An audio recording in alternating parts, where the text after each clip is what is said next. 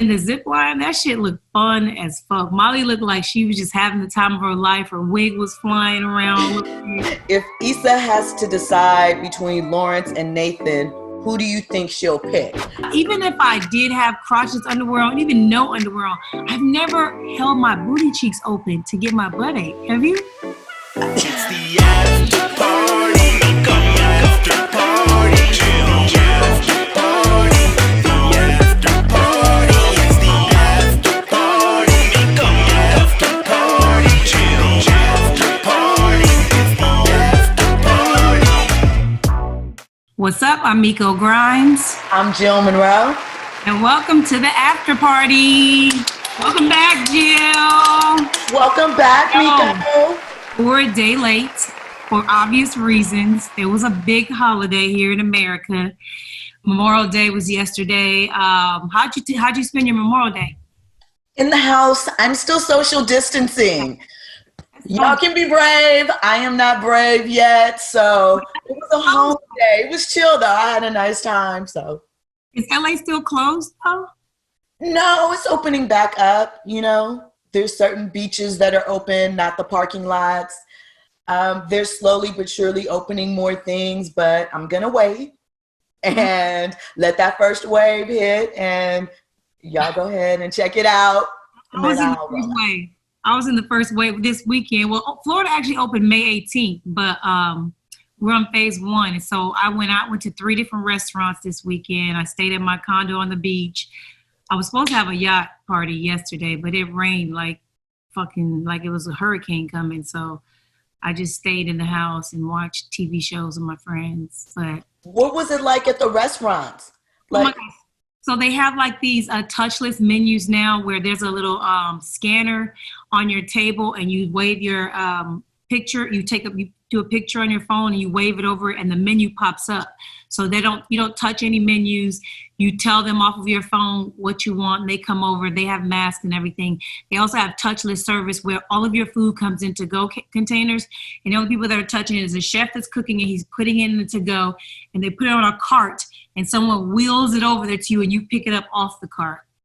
And with plastic cups and plastic silverware and everything, or you can have touch, which is plates, glass and everything else. It's like your choice how you do it. And then there's right now we're only at 25% capacity in restaurants, which a lot of people are not obeying the rules, but it's like every other table. So it's like you're sitting like, a zigzag like that. But there's a lot more lines, a lot more, getting turned away because there's just too many people, but it just felt good for somebody to say, can I take your order? Okay. And to be out of the house, right? Where you weren't responsible for making the menu and the cleanup and all of it. Yeah, I feel you on that. Yeah, so I do feel sorry for New York. We got to toast to New York. Sorry, y'all. I'm sorry that y'all still in the house, but don't, it's not that deep. Like, don't be thirsty. Like, don't, because I feel like New York was hit really hard and they have a lot going on with their subway systems and just the amount of people that are there and they got a lot of work to do. But you know what's so crazy is all my friends ask me why I'm leaving Florida. And I'm like, because I don't really have like 5 friends here. So I mean, it's fun, but I'm coming to LA. I got to go home. I got to be with my tribe, bitch. I need my people. The city. Yes. Plus my birthday. That West Coast vibe, the sun's hitting, summertime energy. Girl, it's Gemini season. I need to be home with my people turning up for my birthday. So I'm coming home. 30 Days of Miko starts, we're at 20. No, we had like 24 days. 24 days. My birthday. The last day of Gemini. Ooh, the worst. The worst kind. All right, so let's get to this episode, girl. Episode 6 was this? 7. Episode 7 was called Low Key Trippin'. Low Key Trippin'. Obviously, Molly, we talked about last week, she was going on the vacation with Andrew. So Charlemagne was on and he said that he thought that she was going to find a way to fuck the vacation up. So let's talk about Low Key Trippin'. Did she fuck it up? Opening scene was crazy, right? That Molly actually saw Issa Right. I was waiting for her to come in so they could have. And she was snarky too, like, "Oh, here it is. Okay, bitch, let's do this. It's on." Let's get to it. I'm gonna act like I don't see you. But she saw Issa leave. It made her feel messed up, obviously, because she thought she was preparing. Okay, Issa's gonna come in here. She's gonna kiss my ass and apologize, and we're gonna talk. She's finally gonna give me the energy that has been missing. And once again, Molly saw, nope, Issa would rather leave, change her meal plans, Yep. than to run into you. That's an awakening about something. Yeah. It's a shock for her, like she's totally like, what the hell is going on right now in my life? This girl won't even entertain my bullshit. She don't want to do nothing, I'm gonna edit. I'll tell him to edit any coughs out or anything. I'll send him a note. Hold on, I got a question for you though. Do you think she should have called Issa? You think she should have called her and said something like, "Bitch, I see you. Like, why did you leave?" Like, A text or something like, hey, not even confronting her. Perhaps maybe if I wanted to talk and send that text and I saw her, I'd be like, "Hey, were you just outside at da da da da? I thought I saw someone that looked like you getting in a car and leaving." Bitch, I saw you. Issa's not that direct. I know. She's so non-confrontational now. Like, she just really trying to get her shit off. Then Molly goes home, and Andrew's there, and she's salty. Did you see her say she ran out like I was a job? Bitch, she is throwing shots. Why is she doing this? Because she's harbored all these feelings, and she sees that Issa, again, is now taking control of her life in ways without her that hadn't happened before. Mm-hmm. Issa's not leaning on her so that Molly can feel better about herself too. Yeah, and even Andrew was like, "Why didn't you call her? Are you going to call her?" And she was like, "No, she's the one that was wrong." Like, why does she think she was right? Like, why does she think, even if she feels some type of righteousness in Issa going behind her back, which I don't think she did, but I can see a small piece of you feeling away. Why does she think that was the appropriate time? Like, you're a dead fucking wrong, just period. Try to rain on this girl's parade at this moment. Like, why does she feel so righteous? And so disrespectfully, like embarrassingly so. Yeah. And that's entitlement. And that, again, is a lack of respect for who she thinks Issa is as a person, to me, in my opinion. And sometimes, again, it's like that. We don't know how they met, how long they've known each other, what the early dynamic was, but obviously all of that plays a part in how she's projecting on Issa now. Then she goes to work. You see how she was snapped at the little assistant, the little secretary? Mm-hmm. Like, she was just in a funk, like, all because you didn't say anything. You were supposed to say something. Like if you felt like somebody was wrong and you see her dipping, like, why don't you reach out then? Why don't you just say something? Like, you can't be mad that she avoided you when you should have said something. You call her out, she's just snarky at work, almost missed her goddamn flight. I've been there before though. I've been running to a gate, sweating. I ain't had no damn heels on. I tell you that damn. Yeah. I don't get people that travel with like slacks and heels, and hell no, I'm in a onesie. There was a time when I would put on the heels for airport travel, or at least, switch the shoes out depending upon the purpose of travel. You don't know who you're going to run into in the airport, or what your plans are and involve. He got to catch these tomboy vibes. If a nigga saw me at the airport, he caught all onesie tomboy vibes from me, period. Like, that's how I like to travel super comfortable. And a lot of people don't do that. They don't. I see a lot of women in heels, like dressed up, makeup on, hair. Girl, if I just put a comb through my hair, you lucky. I used to do the makeup thing, or I would wait until like we were about to land and put on, like, refresh my face, put it together, but not so much now. But so we saw Kim Fields as Maple. Mabel was tripping. There's always that one. Like I've friended people on flights before, and because I felt the vibe, it was comfortable. But it's always that one that you are not giving the vibe to. That's just trying to talk to you, being weird. And I was like, now why they got Kim looking weird like this? I mean, but shout out to them this season because they have had on all of our Black sitcom female icons that probably don't get enough roses. Kyla Pratt, was that last week? Yeah, with the girls that ran out. Wendy Raquel Robinson. Mom, as a mom. Terry J. Vaughn as the host of Finding LaToya. So that Finding LaToya shit is hilarious. That shit was on in Mexico, which was funny. So they get to Mexico and they meet Andrew's brother. At first, I didn't know who it was going to be. Like, remember I was saying last week, is that his cousin? Is it just a friend? So we find out it's his brother and his wife, Lydia, who they meet, who have like a dumb schedule. Like I kind of like a mixture of schedule and not when I'm on vacation, but he was just overboard. He just had everybody's time like clocked out. It wasn't no fucking in none of those times. You know, so I'm just like, they fucking on vacation. Like that's a perk.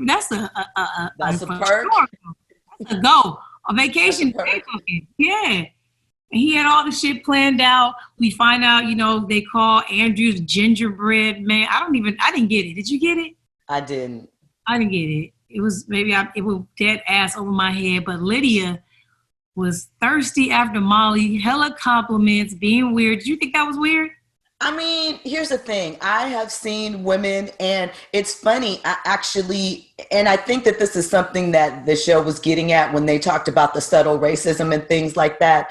That is something I see amongst a certain type of, you know, white women, or sometimes like, you know, women that kind of flow in that circle. They over compliment. That's the way that they connect. That's the way that they bond. You look great. No, you look great. Oh my God, girl, where did that dress come from?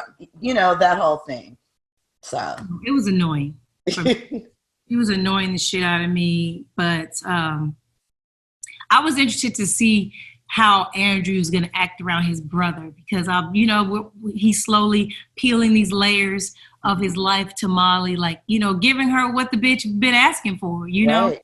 And so I was like, okay, this is good. Like, so far, outside of just not being attractive, Andrew is perfect. He's a good guy. He had her drink order. He got her lotion because she knew, come on now, we all know hotel lotion doesn't hit. Even the expensive hotel lotion There's only one hotel that got the lotion I like, and it's the Fairmont. Okay. That's the only hotel. Then they use Le Labo products, which I actually travel with. I travel with Le Labo products, and the Fairmont has those, so I'm always lit when I go there. But Andrew is just doing everything. And I felt like, to your point, he basically was the same man that with his family that he was with her, which I respected. And he was sensitive to her boundaries as well. Yeah. Shout out him too for the finger pop on the flight. Real nigga shit, Andrew. Like, that was lit. I was like, look, Andrew is winning you over. You were not here for Andrew, and now he is slowly but surely winning you over. It's the little things, you know what I'm saying? It's the little things that he's doing that are making me like, okay, Andrew, God damn it. Like, I like you, because at first I was just like off him, but he's slowly growing on me, you know, not, you know, as an attractive man. He's just not. I'm not attracted to Asian men.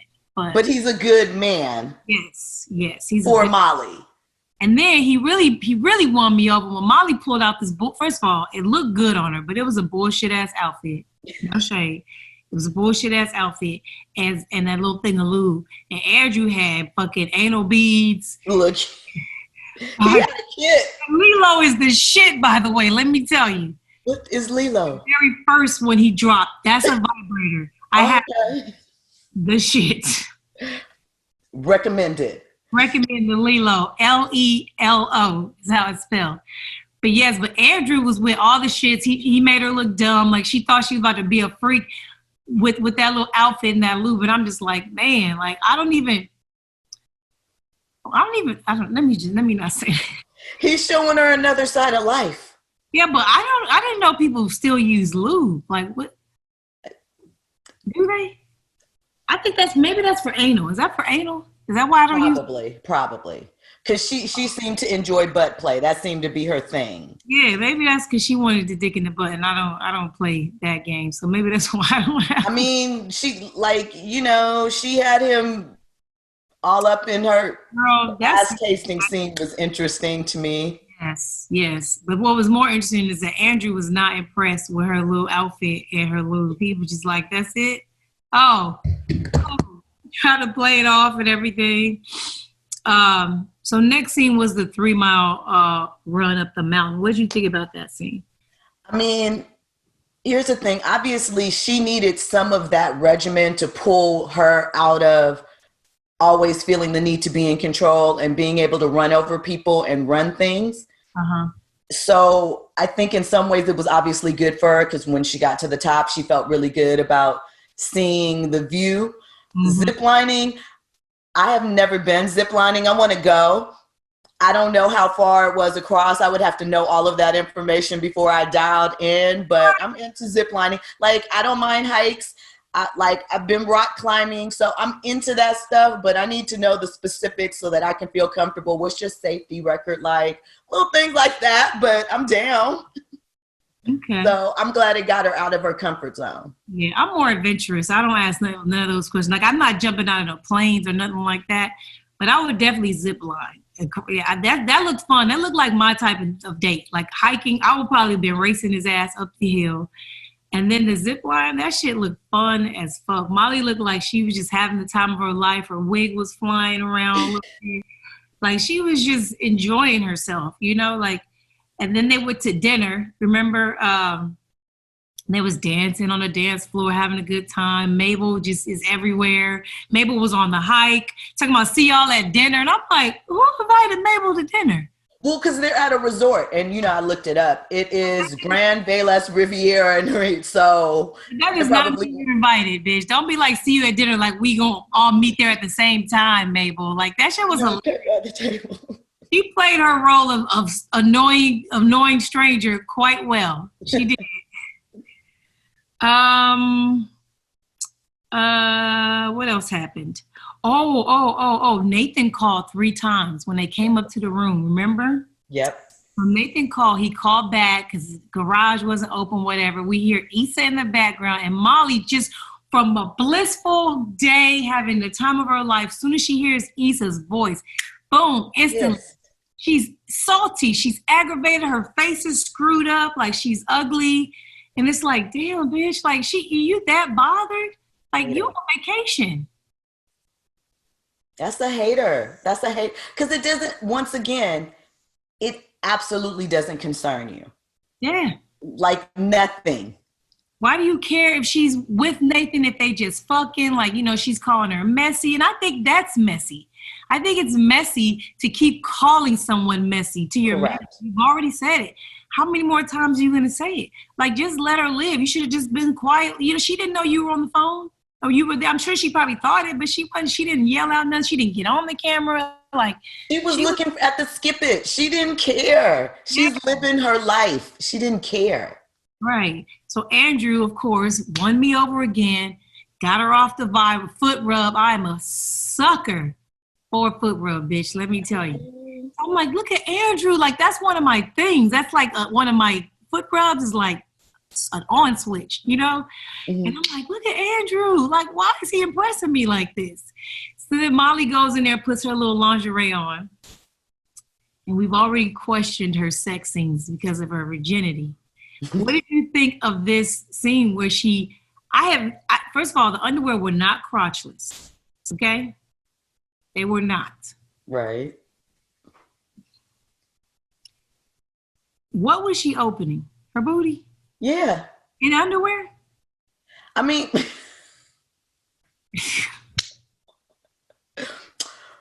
we're supposed to take creative license in that moment and just maybe he slid them to the side. Like we're not supposed to get into that. He was tied up. He lost me on that scene. I'm sorry. Maybe he used his teeth. what she should have, they should have implied or made us think that these underwear were crotchless or assless chaps or something. But when she pulled them out, they were not. Right. You know, so I was like, okay. And then I never, even if I did have crotchless underwear on, even no underwear on, I've never held my booty cheeks open to get my butt ate. Have you? I have not. I like. Listen. Sorry. I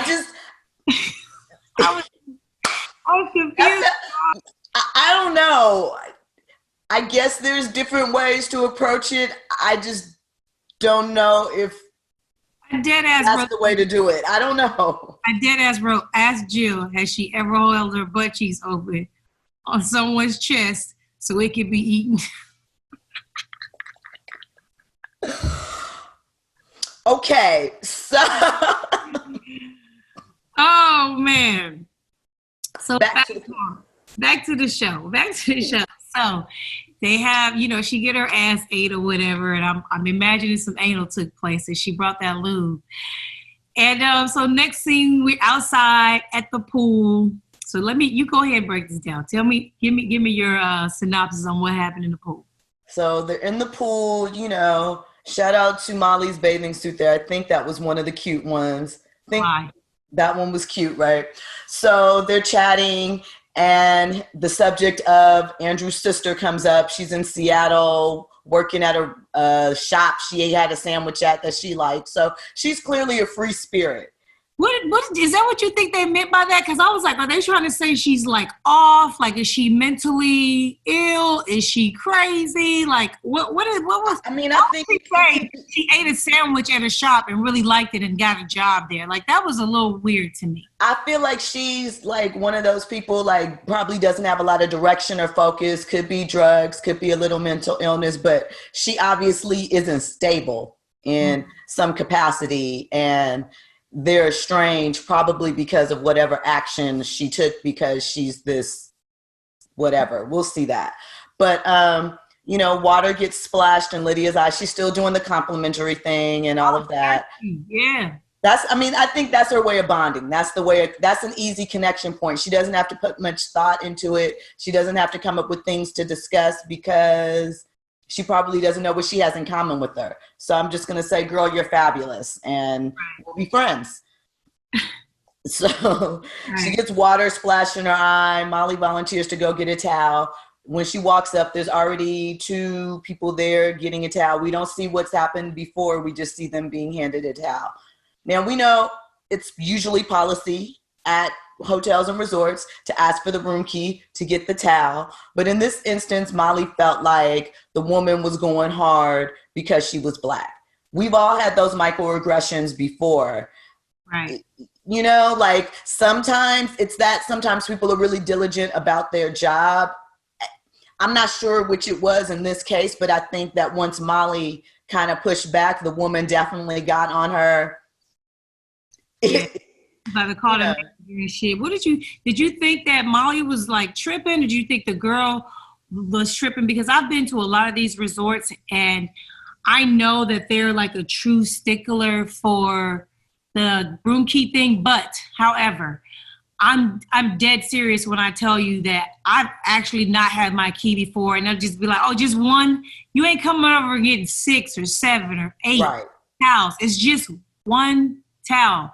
You know what I'm saying? And they're normally not tripping like that. It's only if you ask for more than one. That's what I've experienced on these resorts.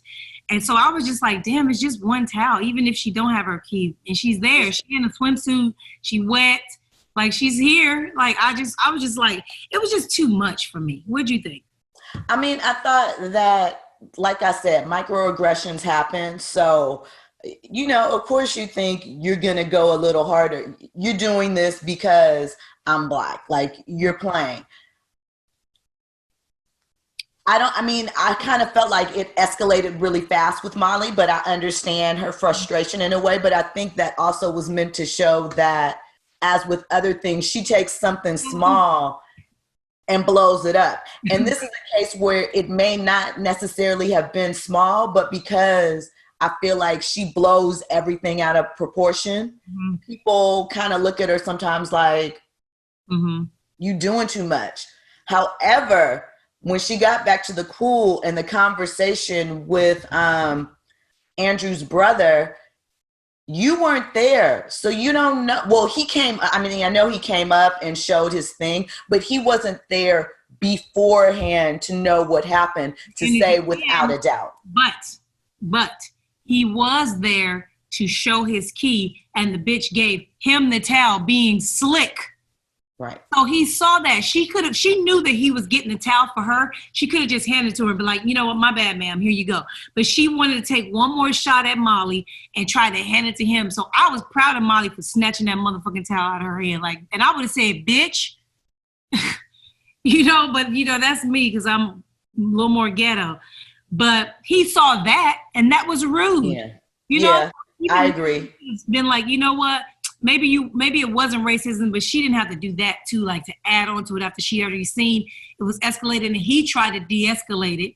He came in with the de-escalation, and the bitch was still extra poking. Right. So, but then he got in the pool, and then I hate people that just want to argue. You're on vacation.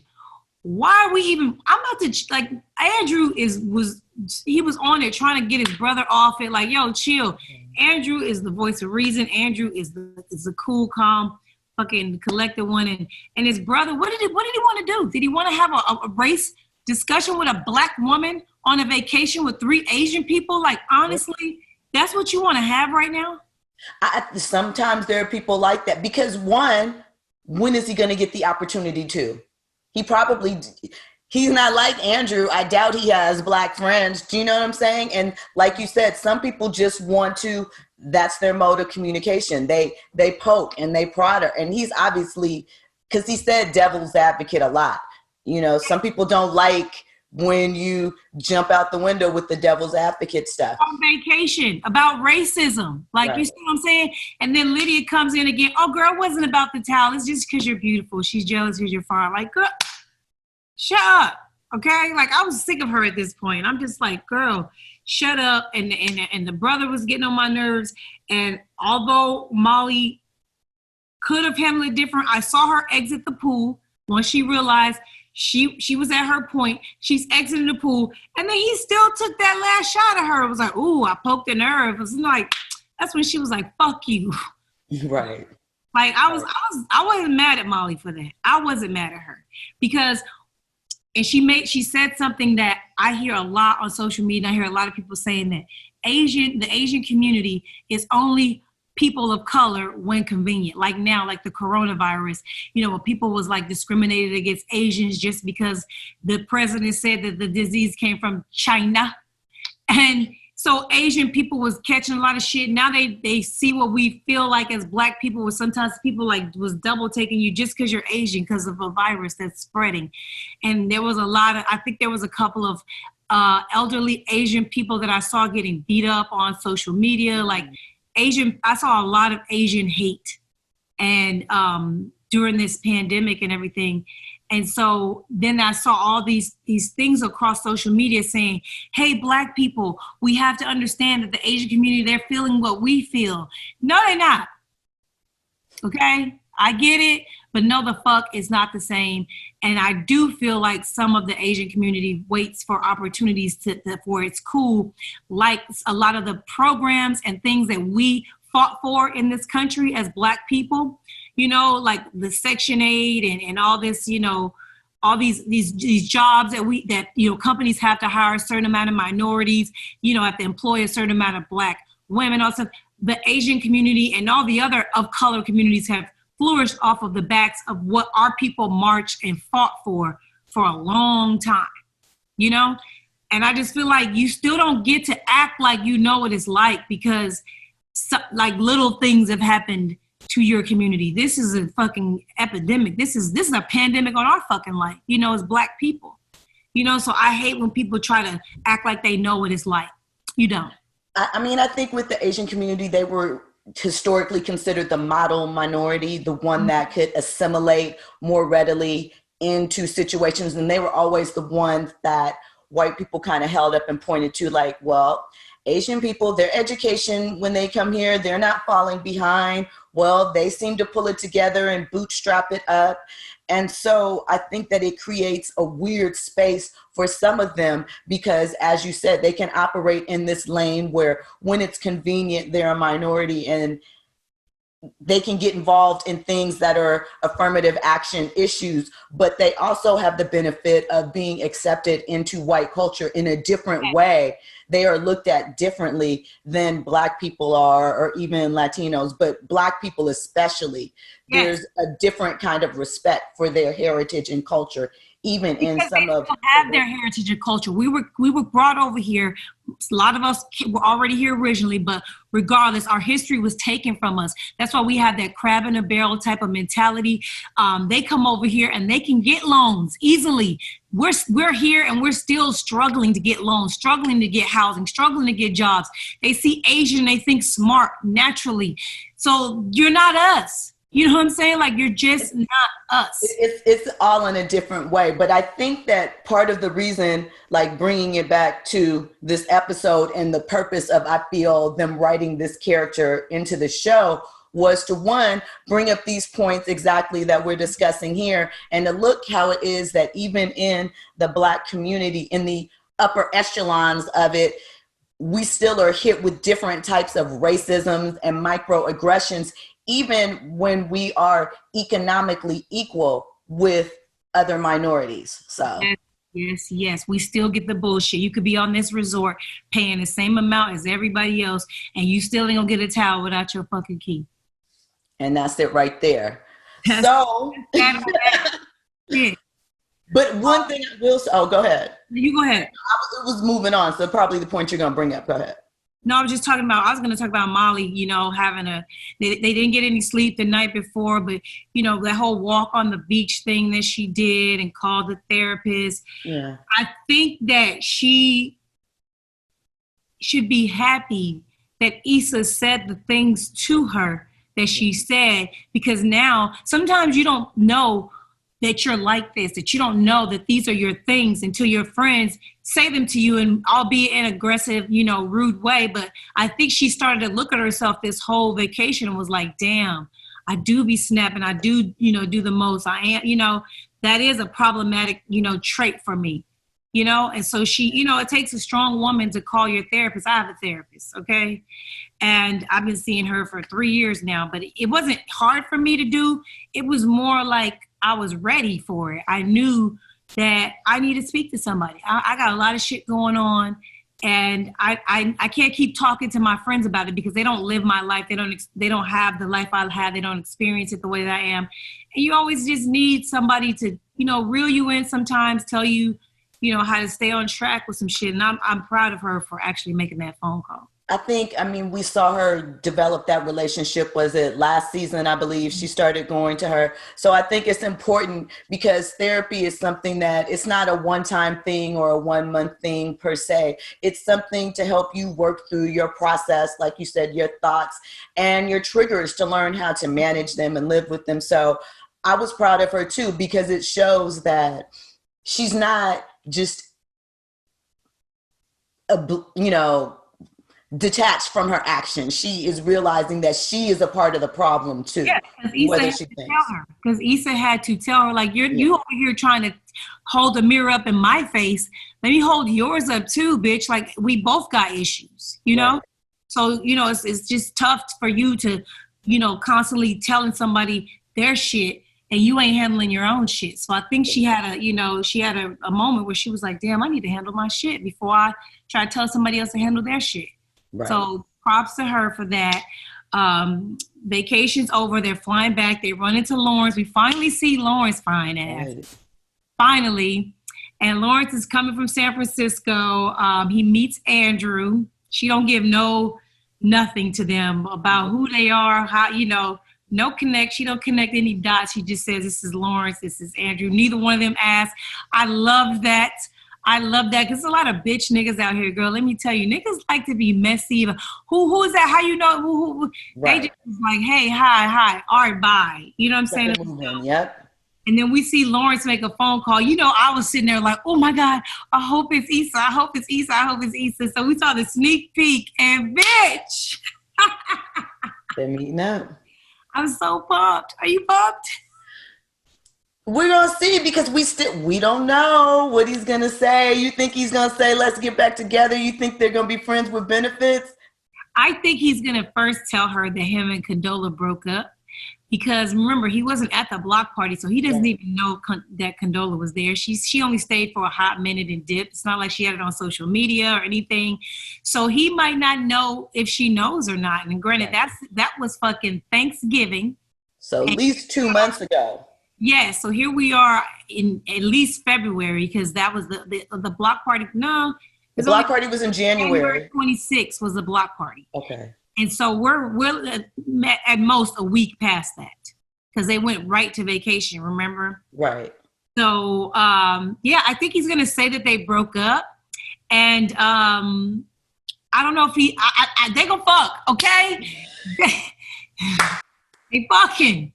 They're back together. They finna get drunk at this bar and talk about all the shit that they've been dealing with and going through, and the lusty vibes are coming out, and they're gonna have a meaningless random fuck, and then it's gonna be awkward now, because now they're gonna be like, well, damn, what are we?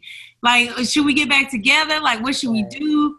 And I think that's my guess on what's gonna happen up on that night. What's your guess? Well, wait, first of all, I want to shout out Jay Ellis, because he directed this episode. It's his first time directing for Insecure, so boop to that. There's a question from a fan, so. Okay, what's your question? Okay, we're going to get into it now. Yes. All right, so this is from on Instagram, JU2XX, shout out to you. They want to know if Issa has to decide between Lawrence and Nathan, who do you think she'll pick? So I think that is a big factor in whatever's going to happen with them, because she's been vibing with Nathan, and we don't know what their status is. They might just be cool, but. And we kind of skipped over the fact that Andrew brought up that Nathan has some mental health issues. Correct. He did ghost her, but it wasn't technically like a rude ghost. Like, he had to get himself together. And Molly was trying to talk shit about, Issa even talking to him. And then when she heard that he had a mental situation, then she felt moted as fuck again, was like, damn, because she's so negative, Mm-hmm. And so I feel like if I were to guess, I would guess that she would get back with Lawrence, because I think Lawrence is her true love. Like, I think they're soulmates. That's what I think. And I feel like I said, she was with Lawrence when he didn't have shit. She was helping him. She had his back. And we need to run that back, because she still don't technically have a job. So I think that she should move in with Lawrence. He got a crib. He got a nice spot. She don't. She should move back in with him and let him take care of her. She can, while she figures out how she gonna, get this new company off the ground, doing these block parties and everything. I think it should be a role reversal. Go. What? I don't think so. I think they should take their time, because if you flip the roles this soon, then you could potentially get into the same type of thing where he feels a type of way because she's not doing X, Y. I think they've been doing a really good job at developing themselves so that if they come back together, they're greater wholes. And so I think they need to continue that for a little bit longer. And then, if need. I just ain't a fan of, like they were already living together for 5 years. So I could see if it was a new relationship, you don't just hop in with somebody. But when you I've been living with a man for 11 years. Right. If we had a breakup for a year, no, we not finished shit. No, I need the dick in-house, okay? I need to roll over on it every morning. Like, that's just me in my experience. I think separation just gives room for other motherfuckers to come in and try to take your fish from you, bitch. Do not. And we know you're not giving up your fish, no matter where the fish may flow. No, I feel like Issa really wants Lawrence, which I think she does.